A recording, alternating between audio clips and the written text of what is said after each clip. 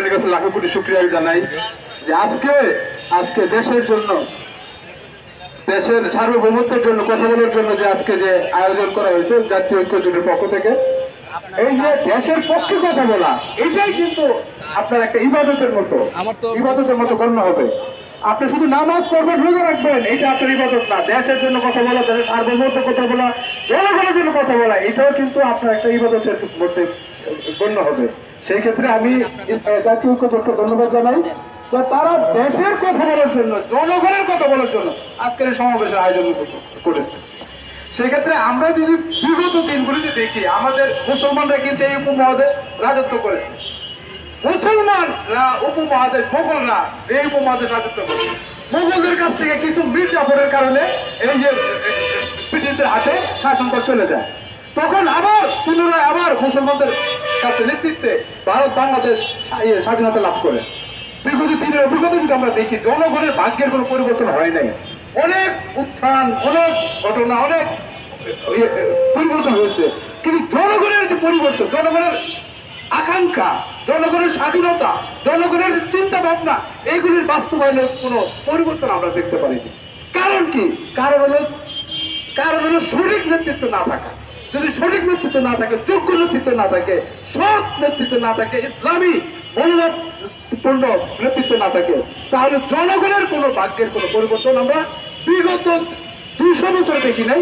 আগামী কত দিন লাগবে আমরা জানি না। আমরা সরকারের পর সরকার পরিবর্তন হবে, ঘটনার পর ঘটনা পরিবর্তন আসবে, অভ্যুত্থানের পর অভ্যুত্থান আসবে, কিন্তু জনগণের পরিবর্তন, এটা হলো সবচেয়ে বড় কথা। কতটুকু জনগণের পরিবর্তন হয়েছে এটা আপনারা হলফ করে বলতে পারবো যে আমরা জনগণকে বাক্যের পরিবর্তন করতে পারছি? আমরা কি বলতে পারবো জনগণ 3 বেলা খাওয়ার পর খাবার নিশ্চয়তা আমরা দিতে পারছি? আমরা কি বলতে পারবো মা বোনদের স্বাধীনতা আমরা রক্ষা করতে পারছি? আমরা কি বলতে পারবো বিনা চিকিৎসায় মারা যাওয়ার হার আমরা কমাতে পারছি? কিন্তু অভ্যুত্থান কিন্তু হচ্ছে। আমরা গত বছর আমরা জুলাই অভ্যুত্থান দেখলাম, এর আগে আমরা কত রকম 90 সালে আমরা অভ্যুত্থান দেখলাম, এর আগে একটার পর একটা হচ্ছে, কিন্তু পরিবর্তন আমরা আনতে পারছি। কারণ কি? কারণ হলো আমাদের শিক্ষা ব্যবস্থা। আমাদের শিক্ষা ব্যবস্থার ভিতরে সৎ থাকার শিক্ষাটা থাকতে হবে। আমাদের সমাজ ব্যবস্থার ভিতরে ইসলামিক যে এটা দৃষ্টিভঙ্গি, ওইটা আমাদের ভিতরে থাকতে হবে। যতক্ষণ পর্যন্ত, ততদিন পর্যন্ত ইসলামিক নির্দেশনা আমাদের শিক্ষা ব্যবস্থার ভিতরে, আমাদের বিচার ব্যবস্থার ভিতরে, আমাদের সামগ্রিক কার্যক্রমের ভিতরে না থাকবে, ততদিন পর্যন্ত অভ্যুত্থানের কোনো অভ্যুত্থান আসবে আর যাবে, কিন্তু জনগণের কোনো পরিবর্তন হয় না। বিগত 200 বছরে আগামী কতদিনে আমরা পরিবর্তন আনতে পারবো আমরা বলতে পারি না। সেই ক্ষেত্রে আমাদের সবারই টার্গেট থাকা উচিত জনগণের জন্য কাজ করা, জনগণের ভাগ্যের পরিবর্তন করা, জনগণের পরিবর্তন কতগুলো, এইটা যদি আমরা খেয়াল করি, এইটা যদি পরিবর্তন আনতে পারি, তখন আমরা যারা নেতৃত্বে আছে বা যারা নেতৃত্ব সরকারে আছেন তারা বলতে পারবেন যে আমরা আমাদের কার্যক্রমের কারণে জনগণের পরিবর্তন হয়েছে, জনগণ শান্তিতে আছে, জনগণ সন্তুষ্ট আছে।